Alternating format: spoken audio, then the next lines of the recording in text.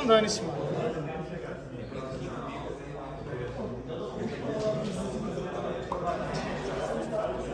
Vitor, seu nome é como mesmo?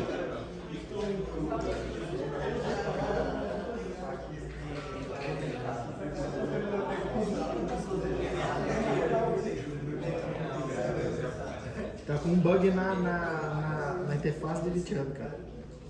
Da hora. Boa noite. Boa noite. Vou começar, tudo bem?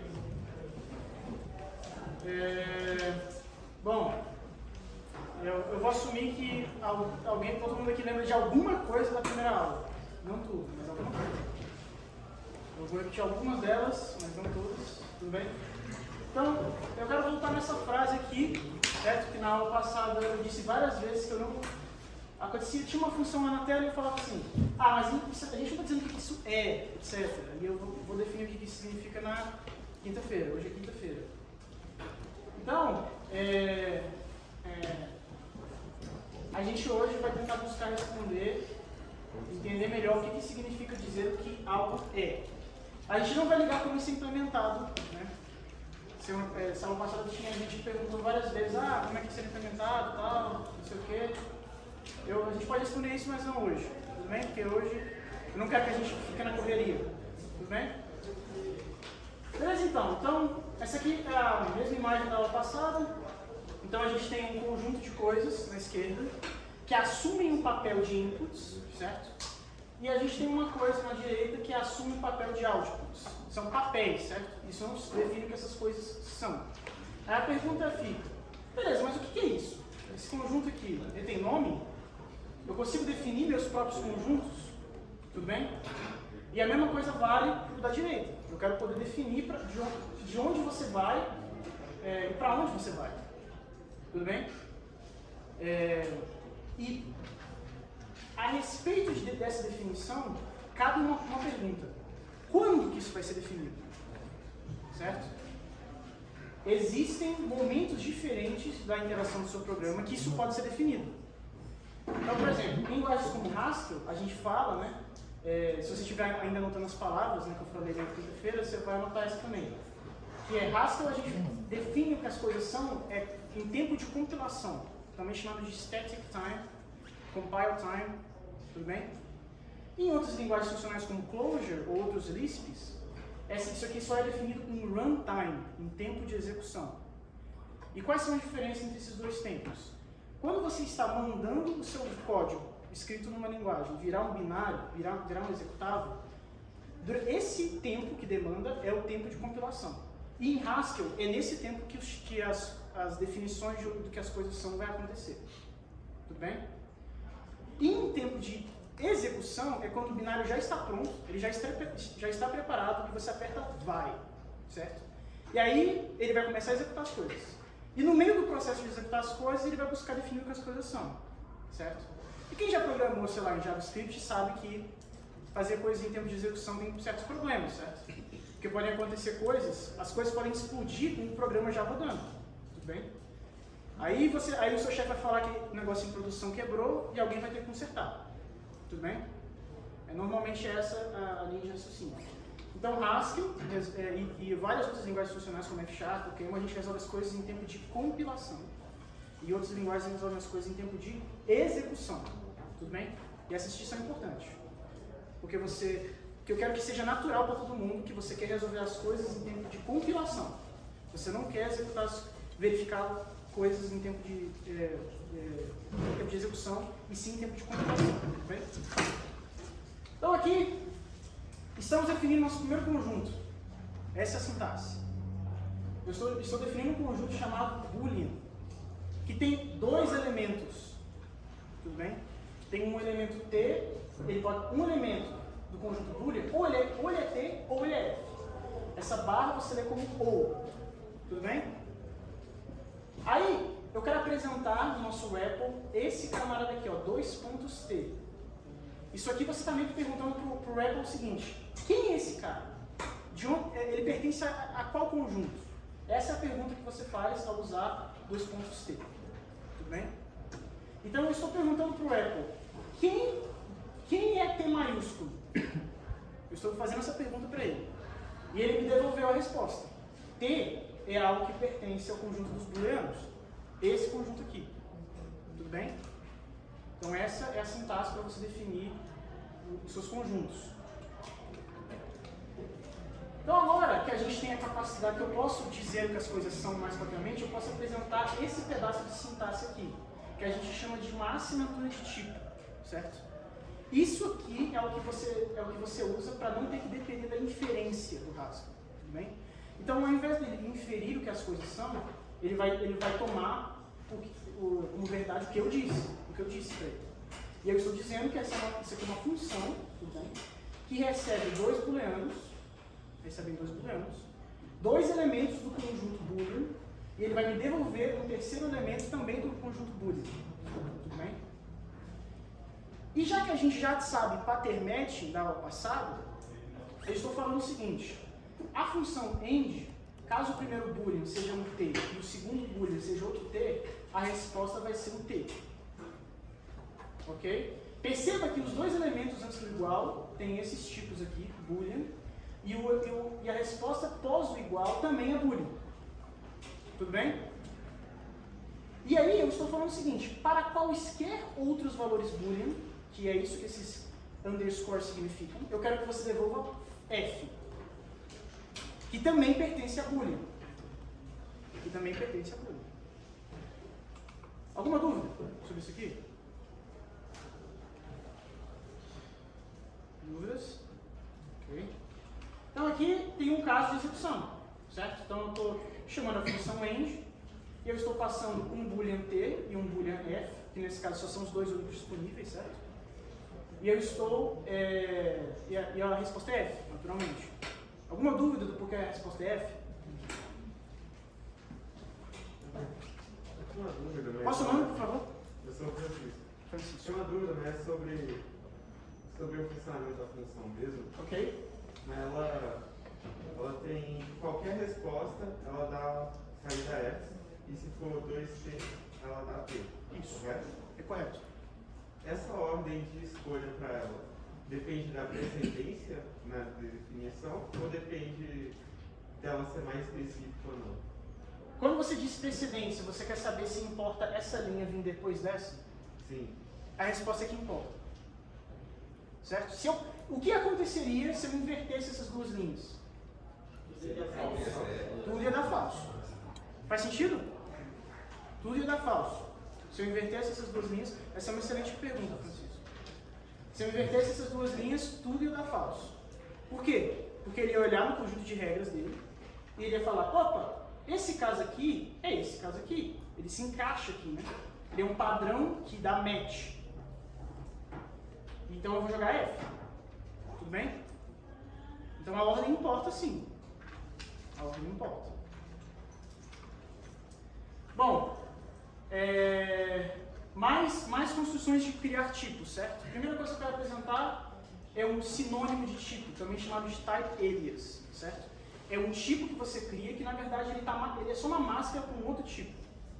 Então eu estou falando que toda vez que eu usar o tipo name, e eu quero dar destaque que tipos tem letra maiúscula, tá? Tipos tem letra maiúscula em Haskell. Toda vez que eu usar name, é para você entender que é string na verdade. Tudo bem? Okay? E por que você faria uma coisa dessas? Porque é mais legível, certo? Eu estou dando significado a strings específicas. Tudo bem? E aí eu estou criando o meu conjunto.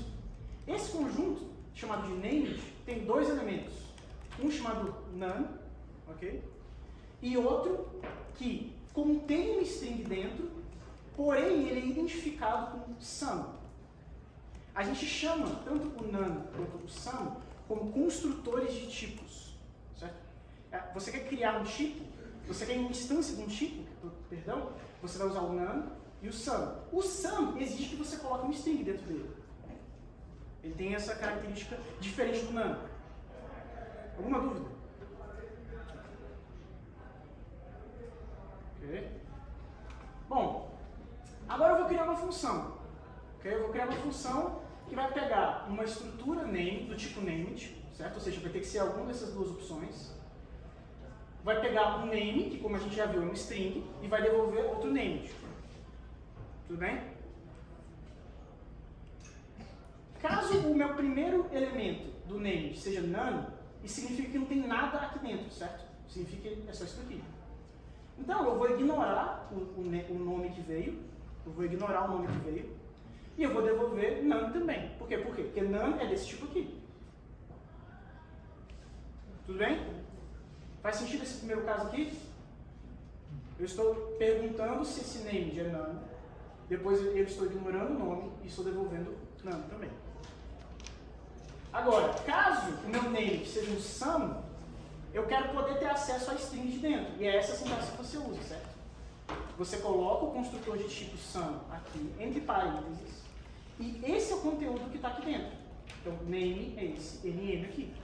Eu estou dando o nome da string que está dentro do sum como nm.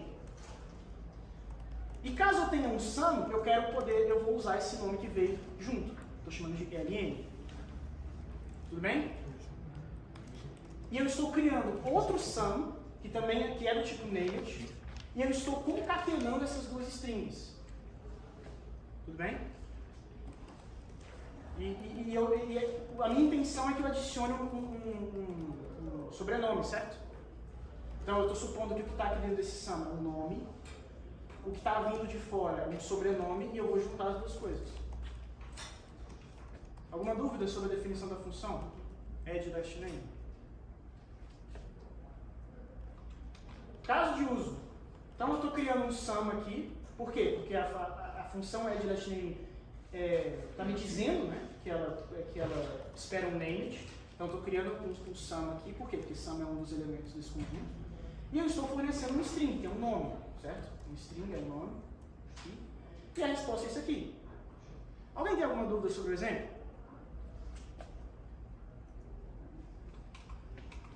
Ok. Só que se você quiser ter mais coisas, certo? Porque aqui a gente está usando um ou, né? A barra. E se eu quiser guardar mais elementos de uma vez só? Você faz assim. Aqui nós temos um construtor de tipo chamado fullName, certo? E eu quero dar destaque que esse fullName não é igual a esse fullName. Tudo bem? Esse fullName é o nome deste tipo. E este fullName é como que você constrói uma instância deste tipo. Esse nome pode ser diferente desse nome. Mas essa não é a convenção, certo? A convenção é que o nome do tipo, caso ele tenha apenas um construtor, vai ser o construtor vai ter do mesmo nome. Por isso que está escrito fullName duas vezes.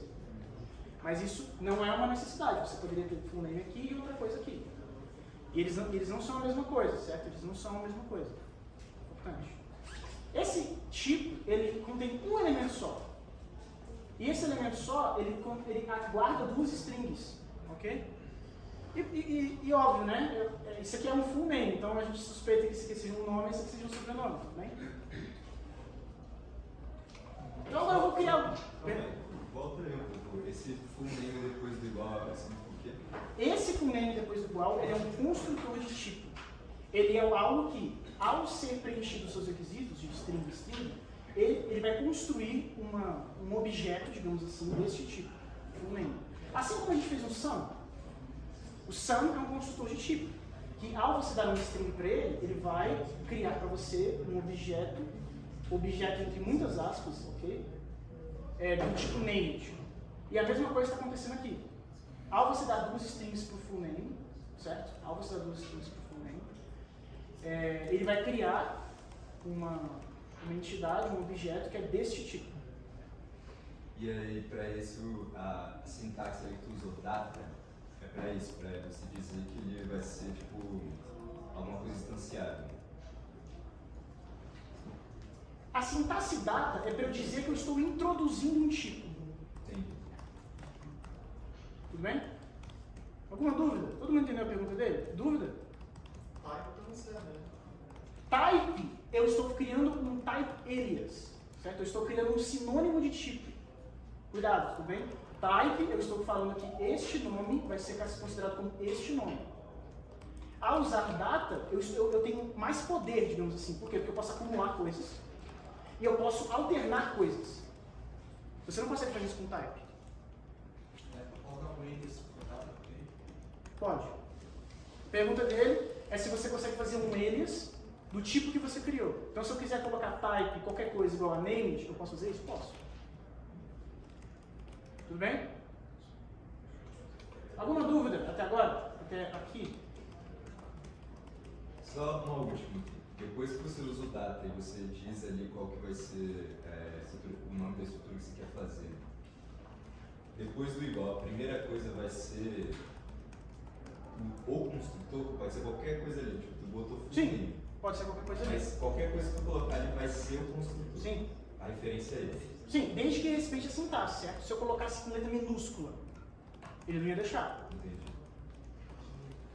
Mas essa foi uma boa pergunta. Sempre vai vir um construtor. Sim, por quê? Porque caso venha... O construtor pode estar sozinho, certo? Ele pode não ter nada dentro. Ou ele pode vir acompanhado de coisas, mas o construtor veio primeiro. Independentemente se eu estou usando a barra ou não. Então o construtor sempre vem primeiro. Pergunte. Com esse tipo de definição, eu posso ter definições recursivas também? Tipo uma definição... Excelente pergunta. Eu posso ter uma definição recursiva numa definição de um tipo? Eu não vou abordar esse caso hoje, mas a resposta é sim. Tudo bem? Ele vai apresentar isso, não eu. Tudo bem? Enfim, 2 horas apenas. Mas, então, por exemplo, se eu tivesse uma coisa aqui dentro que utilizasse esse full name da esquerda, ele seria uma coisa recursiva, certo? Vocês conseguem imaginar uma coisa que tem essa propriedade? Os naturais. Os naturais. É um ou é o substituto? Sim, mas esse não é um exemplo. Listas... São ótimos exemplos. Não, porque vai confundir a galera com o sucessor e tal. Listas, árvores... Vocês conseguem perceber que uma árvore, ela chama a si mesma? Porque ela tem subárvores? Gramática de lógica. Perdão? Gramática de lógica. Eu não consigo... A gramática. A gramática? Ah, uma gramática também é recursiva. Árvores são recursivas, listas são recursivas, grafos são recursivos. Certo? Por quê? Porque o tipo, ele tem opções de te chamar a si mesmo. Claro que você tem que terminar essa recursão de alguma maneira, certo? Faz sentido? Então, na hora de construir o tipo, vai ter um negócio de como se fosse um caso base da recursão. O Edil vai detalhar mais exemplos sobre isso. Mas foi uma excelente pergunta. Eu vou criar algumas funções para a gente manipular esse tipo novo, tá? Full name. Então, por exemplo, se eu quiser criar um nome, eu vou chamar essa função, vou dar 2 strings e eu vou receber de volta um full name. Como é que eu faço isso? Ismael? Dá full name igual full name. Aí o que vem logo em seguida, ali que está extendo. Se eu chamasse full name, ele ia referenciar o primeiro full name e não o segundo full name. Isso. Tá. Isso. Eu tenho 2 strings, que eu estou nomeando de fn e sn, e eu estou passando para o construtor de tipo full name, certo? E como a gente viu, o construtor de tipo vai criar uma instância desse conjunto. Tudo bem? Alguma dúvida sobre a função create name? Dúvida? Eu vou criar uma outra função chamada extract first name, que vai receber um full name e vai me levar um string, certo? E quando eu receber o meu full name, eu vou fazer um pattern matching nele, certo? Ou seja, eu vou criar uma regra que, ao receber esse full name, você vai desconstruir ele aqui, certo? Assim como a gente fez aqui com sum, só que agora ao invés de uma coisa, a gente tem 2 coisas, certo? Eu vou ignorar a segunda coisa e vou devolver a primeira coisa. Tudo bem? Alguma dúvida sobre essas 2 funções? Se eu tivesse mais de um construtor para full name e eu não definisse alguma coisa para o segundo construtor, a minha função ia estar incompleta? Tipo? Sim, a pergunta dele é boa. Se você tivesse outros construtores, digamos que tivesse uma barra aqui, e tivesse outros construtores por vir, essa função estaria completa? Extract full name? A resposta é não. Tudo bem? Por quê? Porque teria um caso de full name que não haveriam regras. Tudo bem? Alguma dúvida sobre essa conclusão? Como que é o nome desse tipo de função que ele deu na aula passada? Eu esqueci. Tipo de função disso aqui? Que não No tá- caso que você viu, que não cobre todos os ela casos. não é exaustiva. Não, você deu o nome, enfatiza o nome para poder Ok, usar no então eu vou enfatizar novamente. Caso você tenha uma função que cumpra todos os possíveis formatos de um dado tipo, a gente fala que essa função é exaustiva. Tudo bem? E caso você faça uma implementação que não seja exaustiva, o Haskell vai te dizer. Ele vai te informar. Tudo bem? Ele vai falar que você não cumpriu todos os casos. Ele vai até listar os casos, inclusive, que você não cumpriu. Tudo bem? E aí a gente vai chamar ela de parcial. Parcial. É, função parcial, não atende todos os casos. Ok. É uma função parcial. Porque a função de função parcial eu acho que tem mais a ver com o domínio. Tudo bem? Não, tem a ver com o domínio. Ok. É uma função parcial. Uma função que não é exaustiva é uma função parcial. Ou seja, ela não cumpre todos os mapeamentos possíveis. Tudo bem? Caso de uso da função. Eu estou criando um full name, por meio da função createName. Tudo bem? Estou passando 2 strings, porque esse é o requisito. Tudo bem? E depois, isso aqui vai me dar um resultado full name, e eu estou passando isso como parâmetro para a função extract first name. Isso vai dar isso daqui. Alguma dúvida?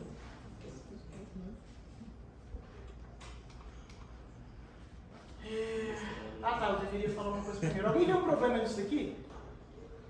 Eu vou dizer, tem um problema aqui. O Eduardo Lemos vai estar colado. Também, o Eduardo Lemos vai estar colado, estaria colado, mas não é exatamente esse o problema. O problema é que isso aqui depende de posição, correto? Se eu colocar uma string nessa posição ou nessa posição, vão ter significado diferente, certo? Eu vou ter resultados diferentes. Tudo bem? E por que isso é inconveniente? Digamos que tivesse 20 coisas aqui.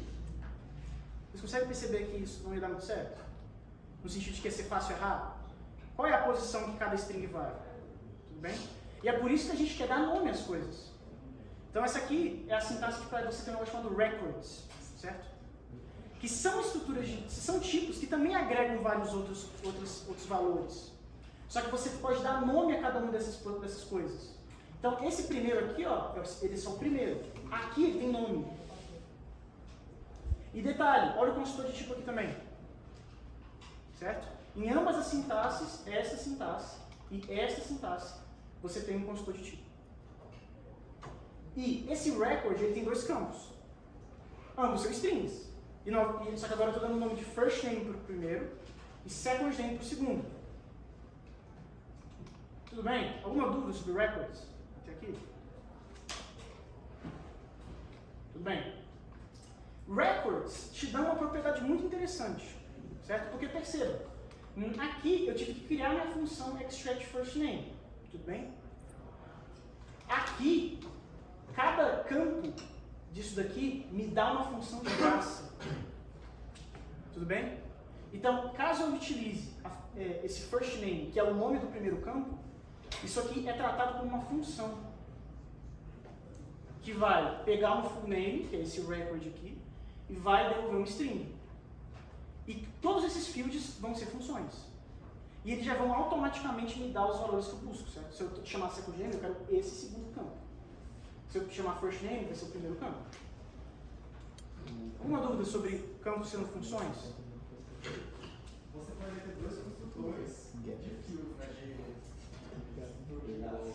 Sim. Que pudessem ter tipos diferentes, né? Por exemplo, um tem first name, outro tem third name. Sim, sim. Você estaria gerando funções parciais, então... Sim. Ótima pergunta. A pergunta dele é o seguinte: se eu tivesse uma barra depois desse record,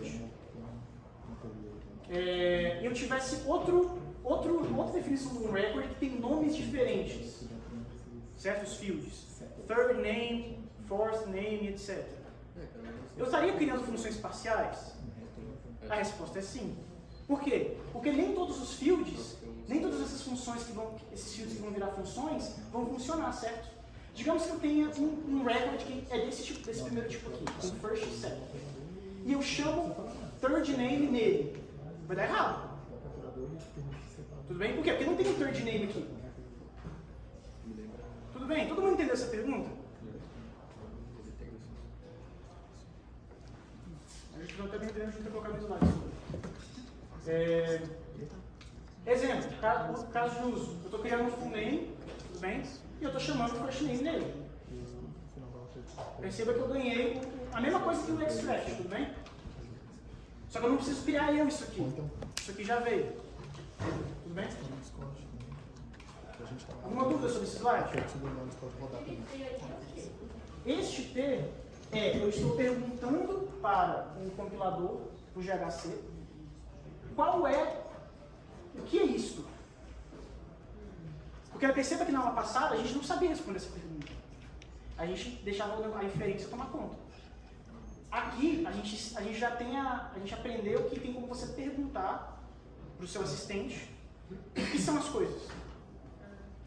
Então aqui isso é uma função. Se eu voltar alguns exemplos para trás, por exemplo, aqui eu estou perguntando, este T maiúsculo, ele é quem? Ele é um elemento do conjunto Turing. Ismael. No caso de não definir, ele me diz o que ele acha que é? Ele não diz o que ele acha, ele calcula o que é. Pode ser que você pergunte algo que não exista. Ele vai falar que não sabe. Isso. Agora, se você estiver usando uma biblioteca externa, por exemplo, que a outra pessoa definiu para você, ele vai te dizer. Tudo bem? E se você não definir? Por exemplo, essa função aqui, end, digamos que eu removesse essa linha, e se eu tivesse essas duas linhas. Quando eu perguntasse $T end, ele iria me dizer o que ele inferiu. E isso é muito importante. Por quê? Porque eu posso perguntar para ele, eu posso descobrir onde ele errou. Porque talvez a inferência erre. Certo? Quem já fez a lista, percebeu que a inferência erra. Tudo bem? Porque tem uma função lá da lista que, como ela não tem assinatura de tipo, o GHC está falando que tem algo errado. E quando vocês colocarem uma assinatura de tipo ali, o erro vai sumir. Tudo bem? Excelente pergunta, Ismael. Aqui. Tudo bem. O último slide de hoje sobre tipos. Tudo bem? Eu estou criando um full name. Estou dando o nome dele de E minúsculo. Tudo bem? E estou chamando first name em E. A resposta é o mesmo de antes. Quero atualizar o conteúdo desse record. Tudo bem? Essa é a sintaxe. Você coloca o record, abre chaves, coloca o nome do field que você quer atualizar igual ao novo conteúdo. E caso eu chame first name nisto, ele me dá um novo first name. Mas perceba, caso eu chame first name num E, certo? No E original, o nome não mudou. Isso aqui significa uma coisa, significa que atualizar um record é gerar um novo, não é mudar o anterior, tudo bem? Não é você entrar no anterior, mudar e acabou. É você copiar ele, fazer uma atualização, copiar ele, atualizar o campo e devolver esse clone. Certo? O anterior ele fica intacto, isso tem nome, se chama imutabilidade. Tudo bem? Isso é uma coisa que todos os programadores funcionais vão entender caso você diga. Talvez eles não entendam as coisas do Haskell, mas se você falar imutabilidade, eles vão entender o que você está falando. O que você está dizendo? Porque todo mundo de programação funcional é fã de imutabilidade. E perceba que, se você tivesse uma linguagem como C, por exemplo, e isso aqui fosse um ponteiro, e você fizesse ponteiro seta, você não estaria criando um novo struct, tudo bem? Você estaria mudando aquele struct que você está manipulando. Ou seja, aquilo é mutável e aqui é imutável. Faz sentido? Alguma dúvida sobre tipos? Então, tipos nos... Perdão? Na verdade, eu tenho sim. Se eu atualizo, ele vai criar um nome. Isso. Como eu vou saber qual é o nome? Você dá nome? Essa é uma boa pergunta. Se eu quiser salvar essa resposta do clone com um nome mudado, como é que eu faço? Simples, eu dou um nome igual a isso aqui. Poderia usar o mesmo nome? Poderia usar o mesmo nome. Não poderia. Mas não deveria. Não poderia. O que? Usar E igual negócio? Não pode. Você pode fazer shadowing se você estiver em outro escopo, mas se você estiver num escopo onde o E... Você não acha que se eu tivesse uma linha aqui falando E igual a E isso aqui? No REPL 5 que ele vai no fazer REPL sempre 5, shadowing tudo bem. da parada. Então, assim, Isso é um detalhe de pergunta. tá, deixa eu melhorar um pouquinho. A sua pergunta foi, se eu posso sobrescrever o E, né? A resposta técnica é não, porque não existe o conceito de sobrescrever alguma coisa. Quando a gente diz lá, E é igual a alguma coisa, eu não estou dizendo onde está guardada aquela coisa. Eu estou dizendo o que é o E. E uma vez que eu disse o que é o E, eu não posso mais dizer que o E é outra coisa.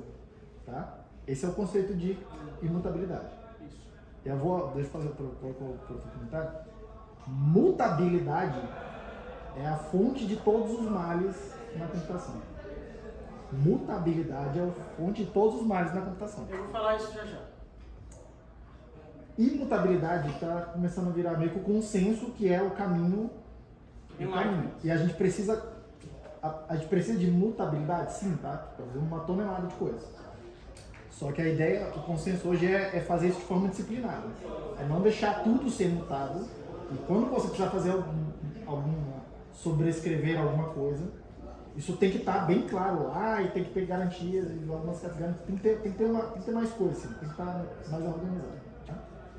Então a resposta técnica é, se você tentasse fazer lá, E é igual a alguma coisa, depois, em outro lugar do teu código, não importa se é antes ou depois, E é igual a outra coisa, o compilador vai reclamar. Agora o que você pode fazer? Você tem uma coisa que você chama lá, E é igual a fulano não sei o quê. Aí você lembra quando vocês viram na aula passada, where e let, para dentro de funções? O where e o let, eles definem um novo escopo local dentro da função. É um novo mundinho dentro da função. Ali você pode, vamos chamar assim, sobrescrever o E. Você pode dizer, você pode criar o seu próprio E. Você pode criar um próprio E, que ele só existe dentro daquele mundinho. Aí ele não se confunde com o que está de fora. Isso. A gente chama isso aqui de shadowing. Você cria uma sombra, literalmente, você cria uma sombra e aí aquele que está de fora você não consegue ver ele porque ele está na sombra. Essa é a ideia. Tá? Você pode fazer isso e tal. No REPL aqui, esse terminal aqui que vocês estão usando no começo, se você tentar fazer E igual a alguma coisa e depois E igual a outra coisa, ele vai deixar. Porque para ele, toda vez que você executa uma coisa nova, ele printa alguma coisa nova, ele faz shadowing de tudo que está para trás. Automático. Então muda um pouco a semântica. Tá? Tudo bem, você tinha uma pergunta. Quando a gente constrói assim, fazendo esse tipo de update, né? Meio que gera um clone. Isso. Só que não é realmente um clone tipo, em memória, tipo, se eu pedir uma coisa muito grande e fizer um update, vai gerar uma outra coisa muito grande e eu vou me ferrar, ou vai ser tipo... Pode ser que sim, pode ser que não. Pode ser que sim, pode ser que não. Depende do contexto, o compilador vai tentar otimizar para você. A pergunta dele é muito boa. Ele perguntou, se você está fazendo um clone, você está literalmente pegando aquela região de memória com todos aqueles bits e colocando logo em seguida ou em algum outro lugar a mesma quantidade, então se for tipo trilhões de teras de bytes, você está copiando teras de bytes, a resposta é que ninguém sabe, só o GHC sabe, certo? Mas em princípio é para você não se preocupar com isso. Isso. Entendi. Em princípio. Vai ter hora que você vai ter que se preocupar, mas é um segundo momento de otimização. Isso traz uma segunda pergunta. Como é que a gente resolve essa questão, sendo que tudo é clonado? Essa memória aqui do anterior, isso aí fica armazenado, a gente fica desperdiçando memória? Não, por quê? Porque Haskell é uma linguagem que tem um garbage collection, certo? Ou seja, tem um algoritmo que vai determinar se aquilo está sendo usado ou não mais. E caso aquilo não esteja sendo usado mais, o Haskell vai automaticamente limpar aquela região. Naquele programa que é colado na hora de rodar o seu programa, que o Edil comentou na aula passada. O Garbage Collector participa dessa brincadeira. Tudo bem? Alguma dúvida sobre tipos? Que a gente vai entrar num assunto mais legal. Deixa eu só definir se eu entendi. Edu é o first name do E, só dentro do parênteses? Sim, é só do clone. Tá. Alguma outra dúvida sobre tipos? Tem muito mais sobre tipos, tá? Mas eu não vou falar delas hoje. Se no clone fosse mudar outro atributo, é só mudar uma vírgula. Se você quisesse mudar o second name junto, vírgula, second name igual, taranã. Aí, nesse caso, quando é com o nome, a ordem não importa, né? Isso. Quando se faz com o nome, a ordem não importa. Isso é importante. Mais alguma dúvida sobre isso aqui? Bom, agora a gente vai entrar num assunto meio não intuitivo. Recomendo prestar atenção, tudo bem? Na aula passada, quando eu introduzi o REPL, eu dei muito destaque para essas duas letras do meio, tudo bem? Por quê? Porque eu quis deixar claro que uma coisa é uma coisa, outra coisa é outra coisa. E é de evaluate, tudo bem? E P é de print, tudo bem? E essas são duas coisas separadas. Significa que você pode avaliar alguma coisa sempre printar, tudo bem? Todo mundo acompanhou até aqui? Ok? Eu vou fazer uma simulação do que isso seria. Tudo bem? Só em vez de um REPL, a gente vai ter um REL só. Read, Evaluate, Loop. Para a gente ver quais são as complicações que nascem se a gente não tiver o print. Tudo bem? Essa função é conhecida, certo? A gente viu essa função na aula passada. E eu esqueci o seu nome, por favor. Caio. O Caio perguntou como é que você conseguiria salvar esse resultado, né? Então eu peguei a ideia dele e eu coloquei em ação, tudo bem? Eu estou chamando Z igual a F de uma aplicação parcial dessa função. A gente viu a aplicação parcial na aula passada, tudo bem? Em que você tem a liberdade de não passar todos os argumentos de uma vez só. Eu estou dando nome para essa aplicação parcial de Z. Depois eu estou criando um cara chamado Y, que eu vou ter o segundo argumento, né, que é esse X aqui. Até aqui todo mundo acompanhou? Tudo bem? E aí a pergunta é, qual é o resultado de Y? A gente não tem print, né? Então significa que quando eu tentar printar alguma coisa, o Haskell, esse REPL imaginário que a gente está utilizando, ele não vai me deixar ver a coisa. Alguém vê um problema em a gente não poder ter acesso ao que a gente está avaliando? Não sabe se está certo ou errado. Não sabe se está certo ou errado. A gente consegue fazer alguma coisa com algo que a gente não consegue interagir? Tudo isso aqui é bonito, certo? Isso aqui é meio matemático, algébrico e tal. Só que se eu não consigo ver, a gente tem um problema. É natural para todo mundo que a gente tem um problema. A gente não consegue salvar um arquivo, a gente não consegue mandar para um servidor, a gente não consegue mostrar na tela. Ou seja, toda essa lindeza aqui foi para o esquecimento. Virou calor. Virou calor. Isso é um problema, certo? E é um problema que o Haskell sofreu, tudo bem? Por quê? Porque no começo era assim que era Haskell. Tudo bem? Era assim que era Haskell. Por quê? Porque você fazia a sua matemática, você fazia a sua coisa bonita, você apertava vai, o negócio ficava... Aí o negócio aquecia, mas não acontecia nada. Tudo bem? Você acontecia nada. E aí vem a grande conclusão. Quando você roda um programa, o que você busca é algo chamado um efeito. Aí a pergunta é, o que raios é isso? O que é um efeito? A resposta é simples. Efeito é você interagir com esse cara aqui. Tudo bem? Por quê? Porque o mundo em que você está fazendo seus programas com propriedades algébricas, ele é um mundo muito mais matemático, certo? Ele é mais uma folha de papel. Só que esse não é o mundo que a gente vive, tudo bem? A gente vive no mundo real. Então a gente precisa printar, a gente precisa salvar em banco de dados, a gente precisa fazer chamada de API. Tudo bem? Só que são duas coisas da computação separadas, tudo bem? É essa a ideia da intuição. Existe a computação, que ela é apenas... ela é pura, digamos assim, ou seja, ela não tem efeitos, você só está fazendo relações algébricas e matemáticas e substituição, igual a gente viu na aula passada e até agora. E existe o mundo, que é o mundo mais industrial, digamos assim, que você claramente precisa fazer isso aqui. Tudo bem? Então a gente tem dois mundos. A gente tem o mundo das coisas puras, também chamadas de sem efeito, tudo bem?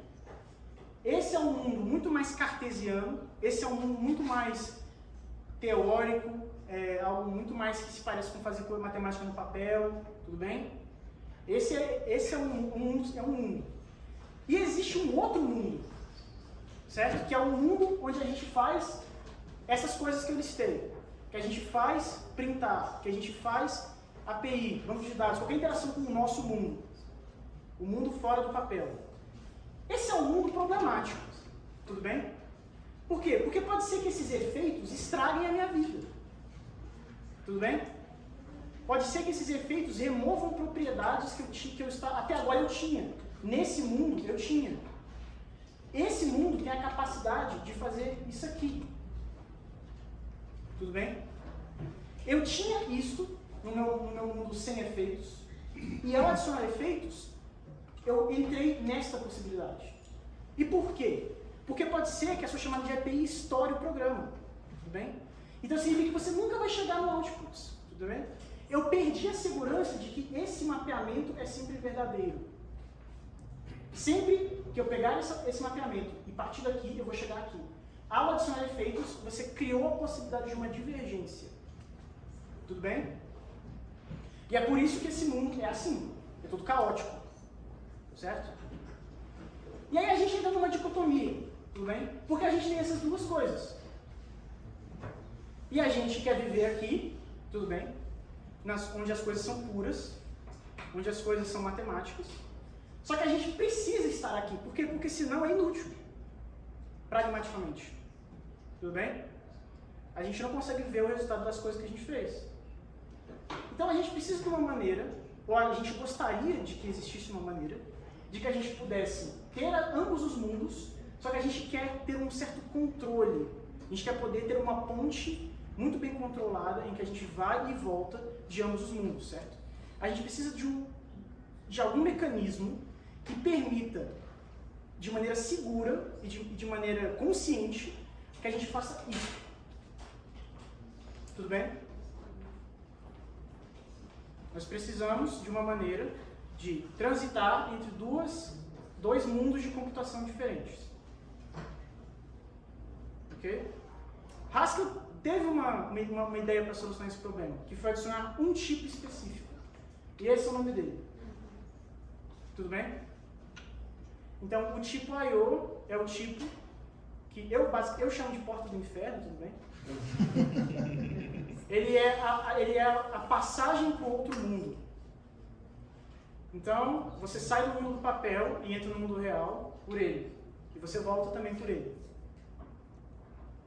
Tudo bem? Exemplos. Eu quero mostrar uma coisa na tela. Tudo bem? Eu quero mostrar uma coisa na tela. Então, eu tenho uma função chamada putStr. E aí, eu pergunto para o meu REPL, o que isso é? Ele me responde, isso é uma função que se você me der um string, eu vou no outro mundo, vou fazer um efeito e eu vou te devolver nada. Isso aqui, a gente tem um nome também, chama unit, certo? Abre e fecha parênteses vazio. Então, novamente, é uma função que, caso você me dê um string, eu vou realizar um efeito no outro mundo, eu vou pegar o que você quer, vou para o outro mundinho, vou fazer meus efeitos e eu vou te devolver uma coisa. Nesse caso em particular, eu vou te devolver abre e fecha parênteses. Uma dúvida sobre essa função? Caso de uso. Estou chamando a função, passei uma string. Ele fez um efeito. Ele foi no terminal, colocou uma string e voltou. Só que como se eu colocasse alguma coisa igual a isso aqui, eu teria esse valor. Tudo bem? Mais exemplos. Eu tenho uma função chamada getLine. Eu vou perguntar o que ela é. Aí ele me diz, isso aí é uma coisa que é um valor que vem do mundo de lá. Isso aqui está me dizendo que isso aqui é um valor que vem do mundo das pessoas. E esse valor que vem do mundo das pessoas é um string. Aí, como é que usa isso aqui? Tudo bem? Como é que usa? Usa assim. É assim que você usa o REPL para você poder ter arquivos separados. Eu vou apresentar agora. Tudo bem? Então eu tenho um arquivo chamado class2.hs. Eu tenho uma função.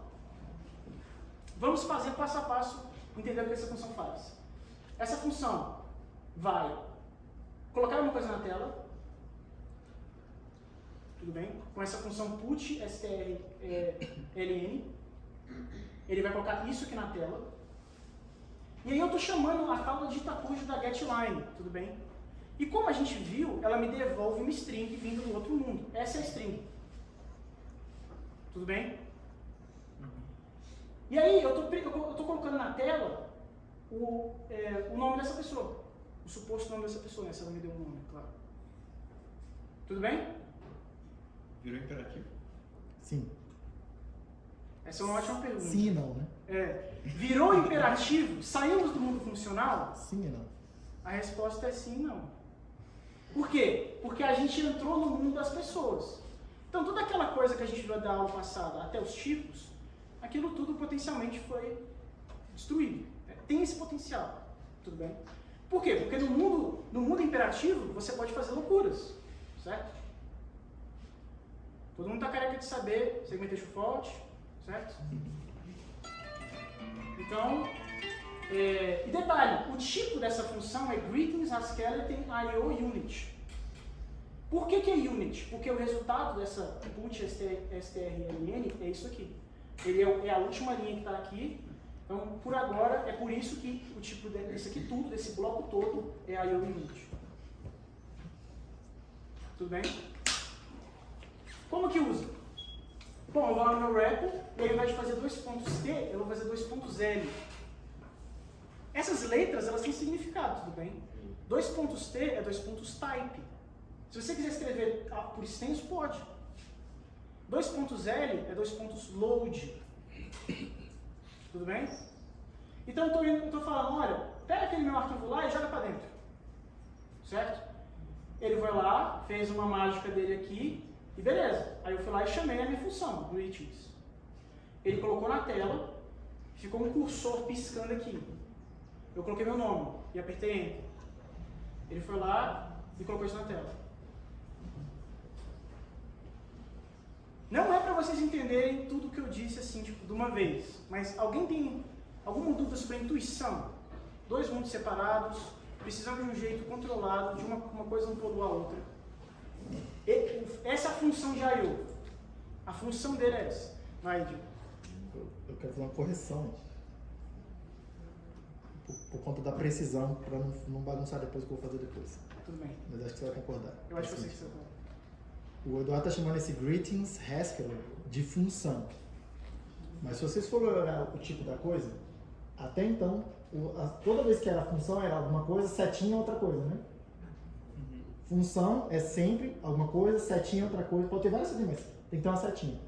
Tem setinha aí? Não tem. Então essa coisa não é uma função.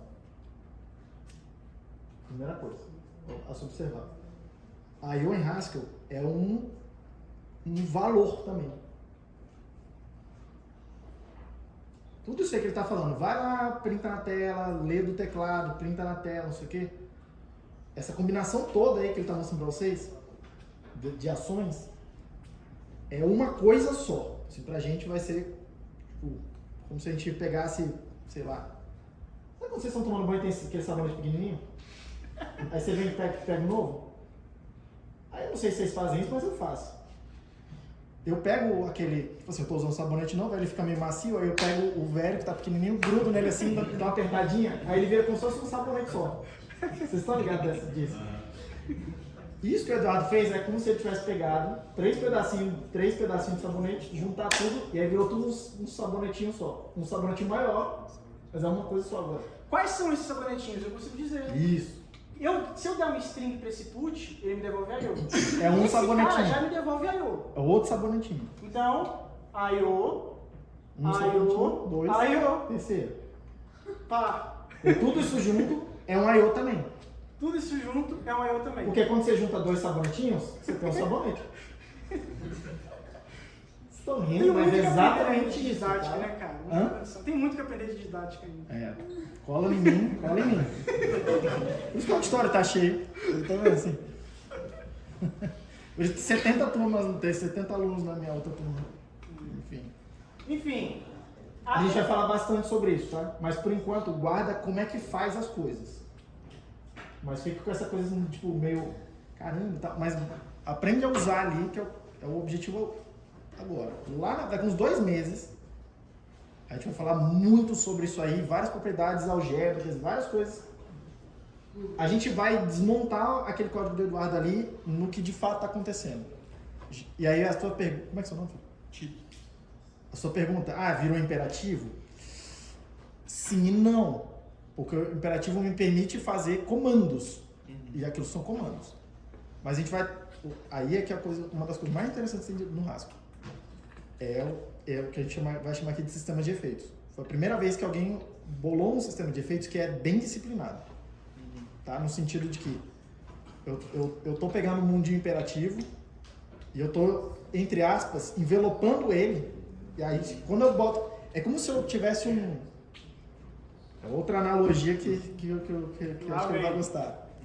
Quando entra um vírus em você, tem umas células do seu corpo que vem e engloba o vírus.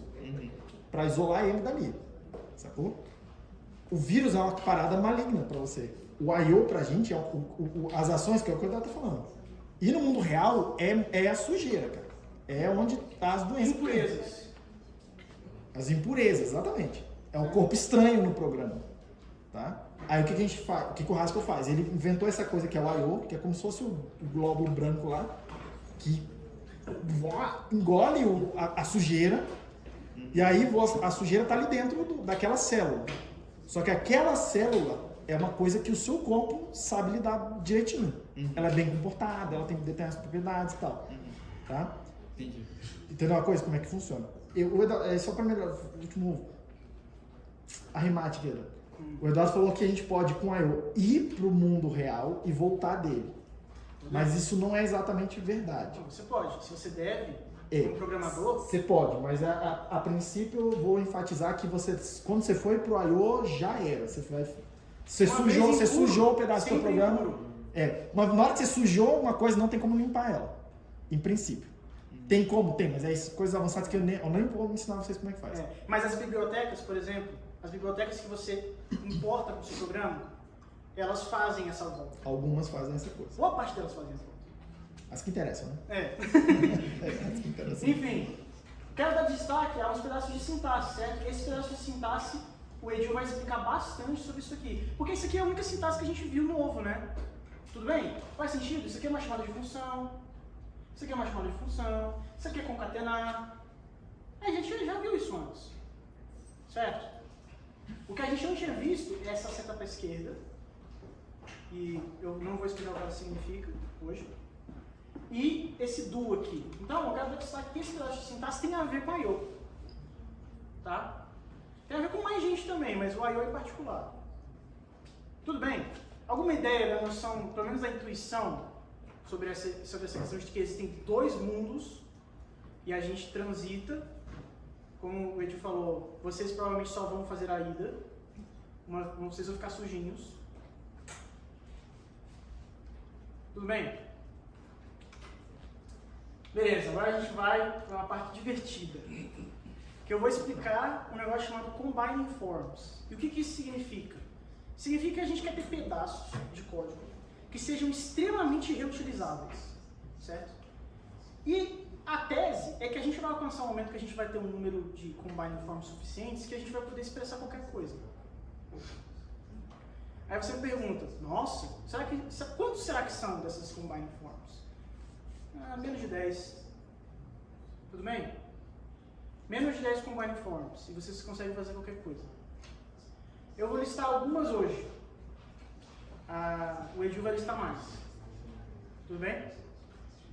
Então, a primeira delas, eu estou bem triste que a Clara não está, mas a primeira delas eu vou falar sobre composição, certo? Vou apresentar o Compose para vocês. Primeiro, um caso de uso, certo? Sem Compose, para a gente ver o que a gente quer solucionar. Eu estou criando uma função de incremento, tudo bem? Espero que até nesse presente momento ninguém tenha dúvida sobre o que está acontecendo aqui. Tudo bem?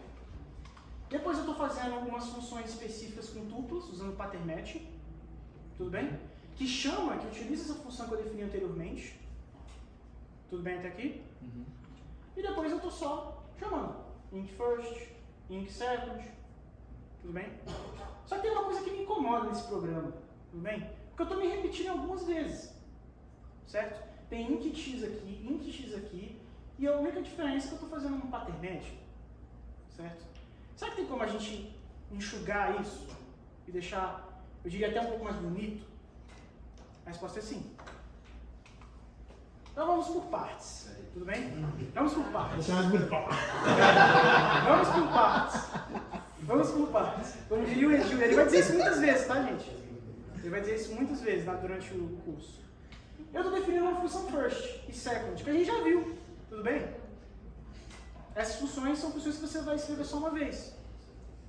Ok? A gente já vem no prelúdio, estou escrevendo aqui para te lembrar vocês o que elas fazem. Tudo bem? Estou criando uma função int novamente, mas perceba que tem um certo ruído. Tudo bem? Esse ruído é porque eu quero dizer por raça que esse x não é qualquer coisa. Porque no exemplo anterior, esse x seja alguma coisa, mas o raça que está decidindo. E eu quero ter poder sobre isso. Então eu vou dizer para ele, olha, esse x, ele é um integer. Tudo bem? Então significa que esse x mais 1 também é um integer. Por quê? Porque esse mais está implementado para esse tipo. Tudo bem? Isso daria pra fazer polimorfismo, não sei. Segura a mão. Dá 10 segundos. Alguma outra dúvida? Agora vem um pedaço estranho, que é isso aqui. Tudo bem? Esse operador ponto é o compose. É isso, quando você fala que você está fazendo composição em Haskell, você está usando o ponto. E perceba que se eu perguntar para o compilador o que é esse cara, ele é uma função estranha. Por quê? Porque tem letras. Certo? Não tem nomes. Tudo bem? As outras funções que a gente trabalhou até agora, elas tinham nomes. Certo? Extract name, etc. Isso aqui é um primeiro nível de polimorfismo. Por quê? Porque o Haskell está me falando que essa função aceita qualquer tipo, desde que esse B seja igual a esse B. Não é uma coincidência que os nomes aqui é B e aqui também. Esse B é o mesmo tipo desse B, e esse A é o mesmo tipo desse A. E esse C é esse C aqui. Mas perceba que eu não estou te dizendo, eu não estou te forçando nada. Pode ser inteiro, integer, double, float, string. A única restrição é que esses caras têm que ser os mesmos. Onde tem B é o mesmo B. Onde tem C é o mesmo C e A também. Tudo bem? Eu quero, antes da gente ver como que utiliza, eu quero tentar passar uma certa intuição. O que está em parênteses à esquerda em Haskell, isso importa. Tudo bem? A única coisa que não importa são parênteses à direita. Por quê? Porque eu não vou receber um valor B e um valor C. Porque tem um parênteses à esquerda. Significa que eu vou receber uma função que, dado um B, ela me devolve C. Ok? Então, isso aqui é a nossa primeira função que recebe outras funções. Tem nome. Função de alta ordem. Tudo bem? Uma função de alta ordem é uma função que recebe outras funções. E por que isso está ok? Porque essas funções são um cidadão de primeira classe. Significa que a gente pode ficar passando para lá e para cá como se fossem valores, não interessa. Tudo bem? Então, a gente tem uma função, no nosso primeiro argumento, uma função que pega um B e devolve um C. O nosso segundo argumento é uma função que recebia um A e devolve um B. O nosso terceiro argumento é um A. A gente vai retornar C. Qual que é a intuição? Perceba que esse A é esse A. Então, se a gente fizer uma espécie de exercício mental, se a gente pegar esse A e tacar aqui dentro, a gente vai obter o quê? B. Alguma dúvida do porquê se você tacar esse A aqui dentro, a resposta vai ser um B? Seja lá o que B seja. É B. Alguma dúvida? Perceba que se eu pegar um B, se eu pegar isso e tacar aqui, eu vou ter um B. Perceba que se eu tacar B aqui, vai acontecer o quê? Eu vou obter o quê? Opa! Então, perceba que mesmo que esteja uma sopa de letrinhas, certo? E agora você recebe funções, você tem uma função de alta ordem, você consegue, a partir do tipo, ter uma certa noção. Claro que, num primeiro momento, você não vai conseguir de cara assim te ajudar. Por quê? Porque você não tem experiência de trabalhar, de ler a coisa dessa maneira. Isso só com a experiência, tudo bem? Você vai ter, a meta é que ao final do curso você seja capaz de ler uma assinatura de tipo dessa natureza e você vai ter uma noção do que está acontecendo. Certo? Isso não exclui a necessidade de documentação, antes que alguém me acuse. Tudo bem? Mas isso é uma espécie primitiva de documentação. Ismael. Esse ABC, ele só existe no escopo dessa composição? Sim. Se em algum momento eu tiver usado o A no código, não é o mesmo? Não é o mesmo A. Aqui é tipos, né? Esse Azinho não é um valor. Não é um valor. Você fez A igual a alguma coisa.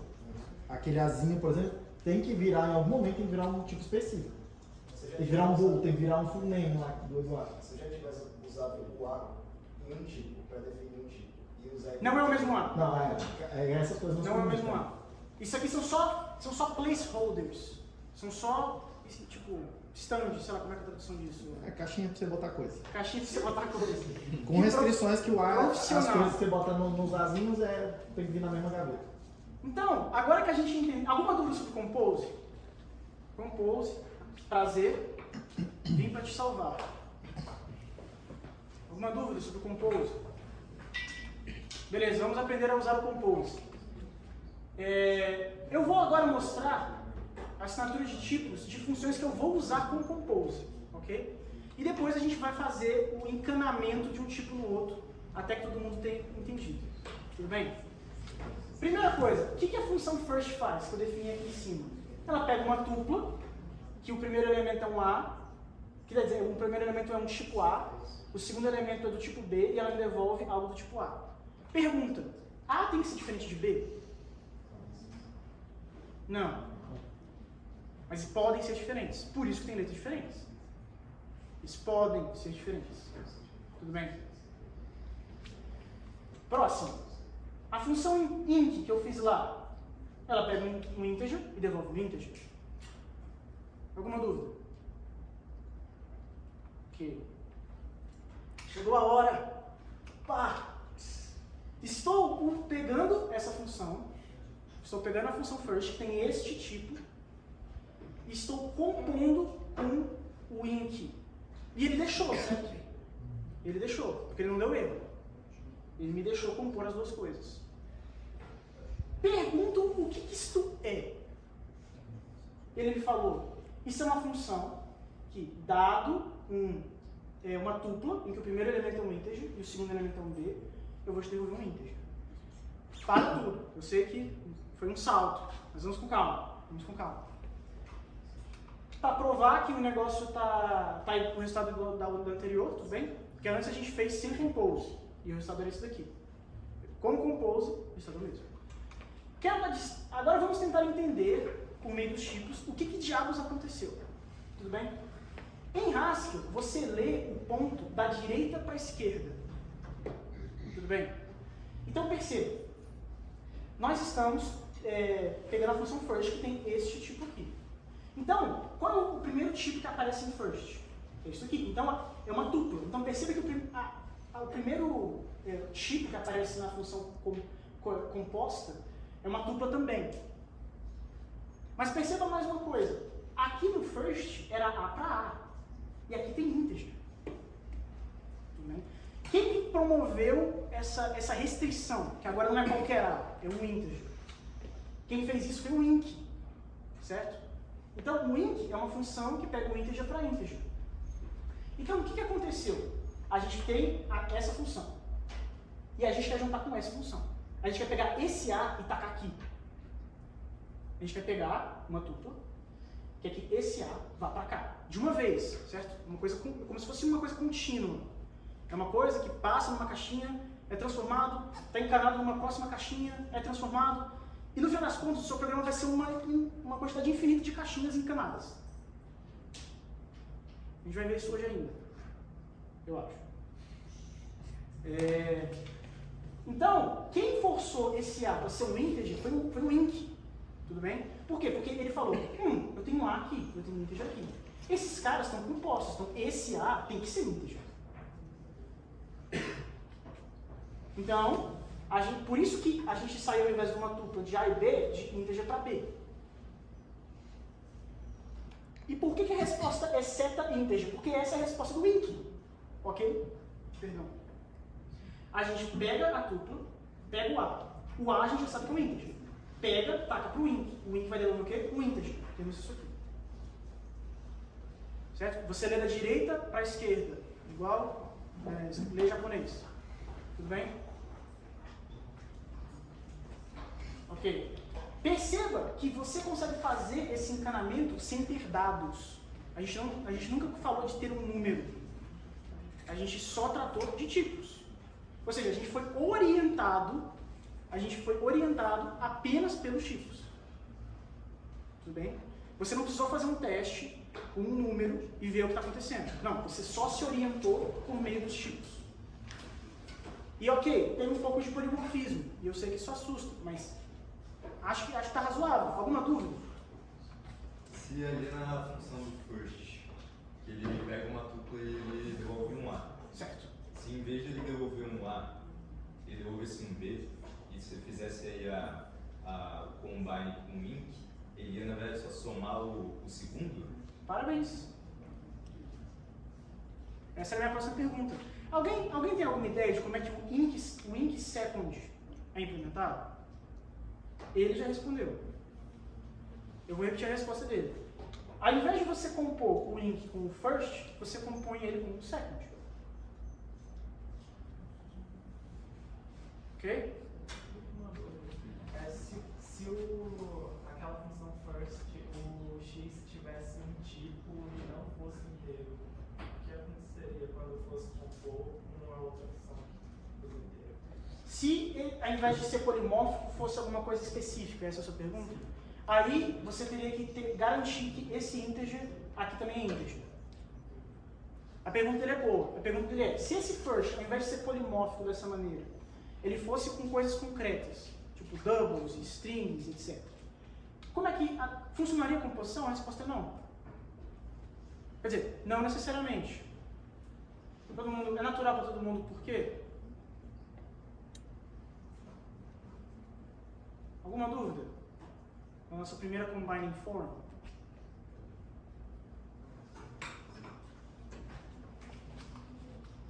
Nenhuma dúvida. Bom, agora eu vou apresentar os... Pode falar. Aí, recado para todo mundo, tá? Faz esse esforço de tentar entender o que está acontecendo. Vou ser muito sincero com vocês. Provavelmente vocês não vão entender o que está acontecendo. Tudo bem? Mas calma. O que o Eduardo está fazendo, eu vou fazer praticamente todas as aulas daqui até o final do semestre. Não tem como vocês não entenderem isso em algum momento. Tudo bem? Não tem isso que ele está fazendo é o que o Eduardo, quando dava aula na outra vez aqui, o autoestado de prova, ele virava para mim e falava assim, eu ia montando, eu ia fazendo essa lógica aí dos tipos e tal, não sei o que, falava assim, eu ia calculando o que tinha que acontecer no programa. Eu ia olhando os tipos e tal, e aí eu vou ensinar tudo para vocês, em passo a passo.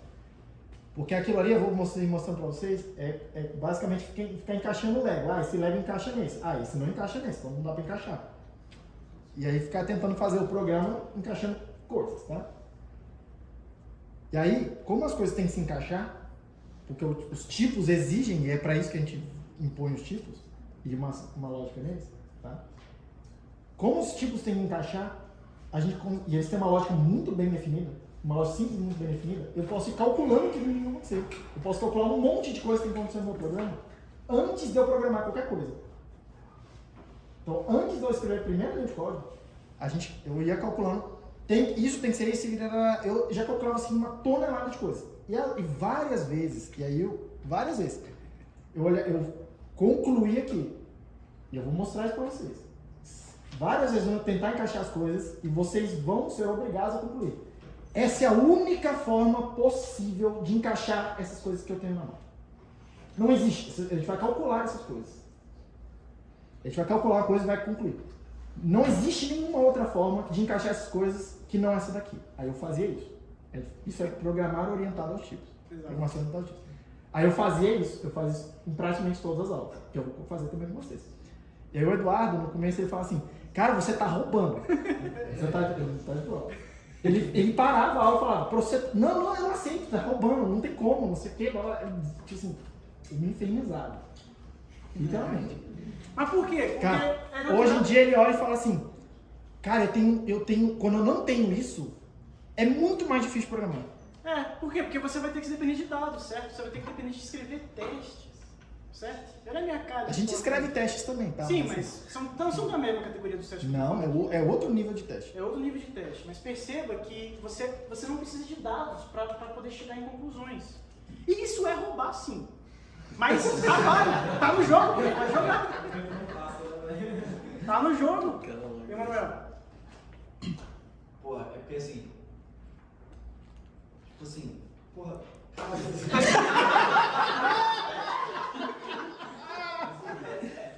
Vocês estão mostrando coisas que, pra mim, só parece que estão enviesadas.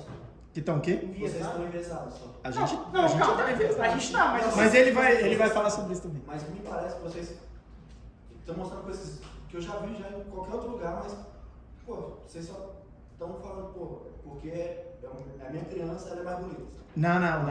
Isso nesse primeiro momento é meio dogmático. Quais cursos? Você está falando de outras linguagens, por exemplo? Não, mas outras linguagens também têm essa propriedade. Rust, Haskell, F Sharp, OCaml, SML. Não, mas assim, tipo, por exemplo, como é que volta, sei lá, 4 slides. É esse aí. Ok. Você está fazendo a mesma coisa que isso aí. Não, estou fazendo a mesma coisa que isso aqui. Só que perceba, num primeiro momento, você pode achar um pouco exagerado, né? Porque perceba que isso aqui é muito simples. Por que eu vou fazer toda essa trolha? Não, assim. No final eu vou mostrar um exemplo que vale a pena. Ok. Essa pergunta vai existir, vai ter um slide chamado Vale a Pena. Vale a pena, ponto de interrogação. Isso. Mas eu gostei do seu ceticismo. Vou apresentar umas Combine Forms, tudo bem? Se você compartilha da pergunta do Emanuel, fique tranquilo. Tudo bem? Tem muita coisa aqui, né?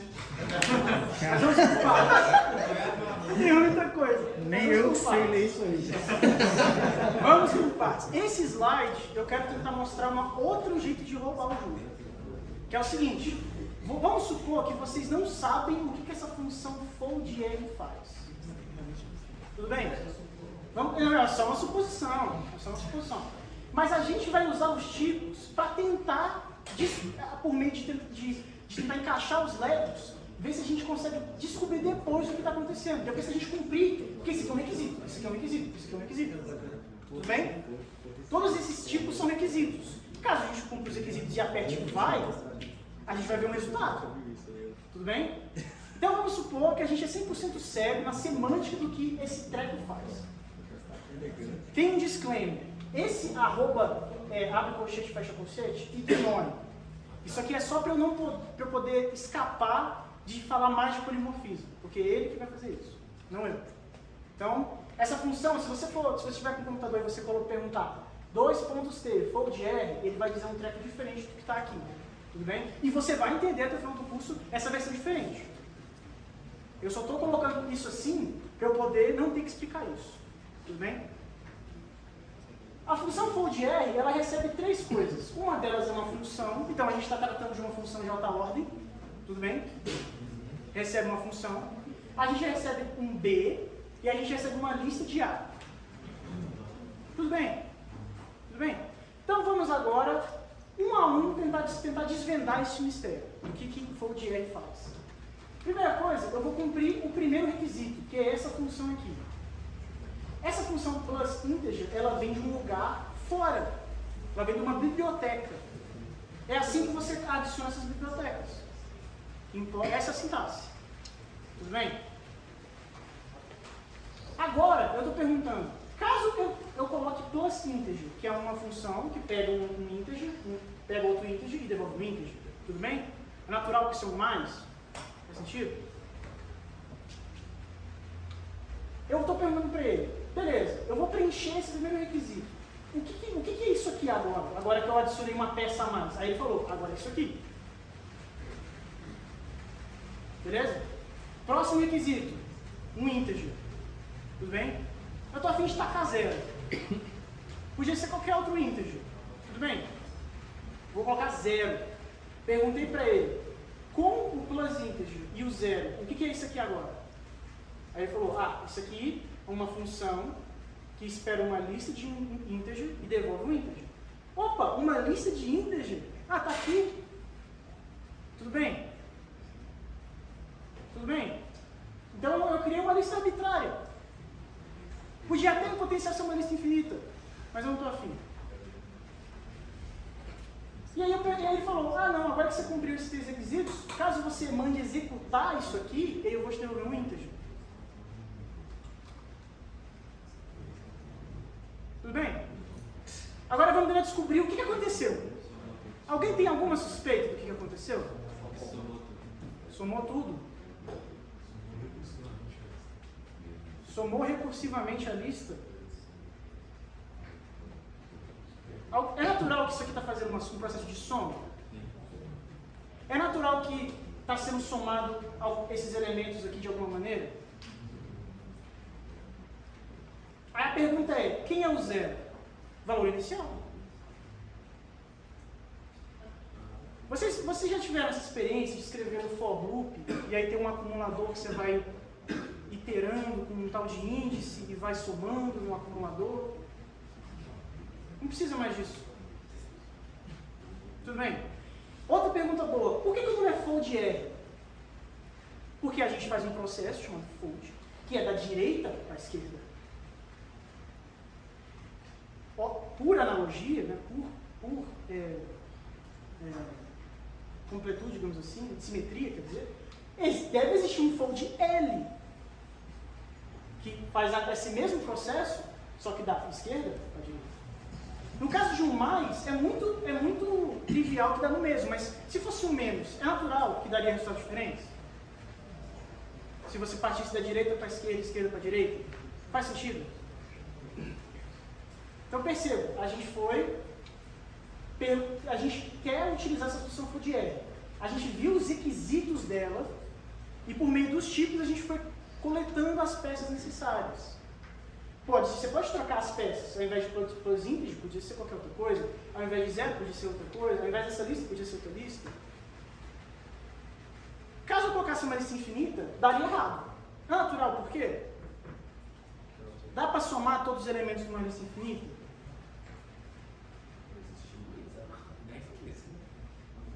Dá infinito. Mas se eu pedir para mostrar isso. Alguma dúvida no fold? R. Essa é a nossa segunda com Binding Form. Tudo bem? Cara, talvez seja uma pergunta meio boa, mas é muito sério, tá? Se eu tivesse uma lista infinita, mas que a soma converge, ele consegue fazer? Não, né? Eu imagino que não, né? Eu não faço ideia da resposta. Não, ele vai ficar lá rodando. Eu acho que ele vai ficar rodando. Ele literalmente vai somar. Sim, ele vai ter uma forma. Não, ele vai somar, ele vai fazer o que eu mandei. Ele vai fazer o que você mandou. É porque pensa, lembra lá na matemática, quando você tem uma série, você não conclui que ela converge e calcula o valor de convergência somando as coisas, né? Uhum. Não é assim. Você tenta descobrir alguma relação, normalmente é uma relação que a gente chama de invariância, mas é um detalhe. Você tenta descobrir alguma relação, e aí você usa essa relação para provar que, normalmente é falando assim, eu consigo provar que essa soma é sempre menor do que esse número. Uma coisa. De repente, fazendo outro processo, eu consigo provar que essa soma é sempre maior do que um outro número. Você sabe que ela está no meio dos dois. Aí normalmente você vai fazendo um processo de ir aproximando tipo, juntando as duas. É assim que você normalmente faz. Isso. Só que você repara que em momento nenhum você começa a fazer a soma e vai. Porque isso aí o computador não consegue fazer essas lógicas que a gente faz, fora do programa. Inclusive é isso que eu vou começar a falar da semana que vem. O que é o computador e a diferença do computador para o ser humano. A gente consegue fazer coisas que o computador não faz. Tá? Então é assim. Deve ter feito o buffer, às vezes só fez de longe, né? Tem pergunta lá? Tem pergunta? Qual o nome, por favor? Tem mais aqui? Qual pergunta? Aqui, lá na definição do fold R. Tudo bem? E? O B dentro do parênteses é o mesmo B de fora? Não? Sim. As restrições, se eu estou usando as mesmas letras, O tipo que depois vai ser substituído é o mesmo para aqui, aqui e aqui. Num primeiro momento, eu te entendo. Tipo, como é que você vai ter controle de que esse A é igual a esse A, etc. Mas calma, com o tempo, você vai digerir e você vai pegar a mão. Mais alguma outra dúvida sobre fold? Ok. Existem muitas, a gente vai ver algumas outras combine forms que utilizam de listas, tá? Mas elas não são só aplicáveis à lista. A primeira delas é o map. Tudo bem? Então o map é um negócio que tem dois requisitos, tem dois parâmetros. Uma função que pega um A e devolve um B e uma lista de A. E depois devolve uma lista de B. Qual que é a intuição? Eu quero ir em todos esses elementos dessa lista de A, aplicar essa função. Natural por quê? Ok. Então, essa função de A para B, eu vou definir aqui, vou chamar de times 3, que pega um número e multiplica ele por 3. Vou chamar map, vou passar o primeiro requisito, que é essa função de A para B, e vou passar a lista de A. O que aconteceu?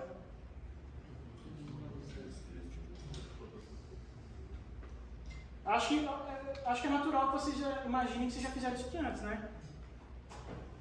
Você iterou, fez um loop, normalmente os limites é de 0 até o length do array, etc. E aí você foi lá e ficou mudando as coisas. Tudo bem? Próximo é o filter. Esse aqui é bem pouco usado na vida real, mas em que você tem dois requisitos. Você tem uma coisa que pega uma função que pega um A e devolve um bool. Na matemática a gente chama isso de predicado. Tudo bem? Você tem que receber um predicado em uma lista de A e você devolve uma lista de A. Dado o nome dessa combine form, dada essa assinatura, alguém tem alguma ideia do que isso faz? Você tem uma ideia do que esse filter faz? Dado esse filter. Ótimo.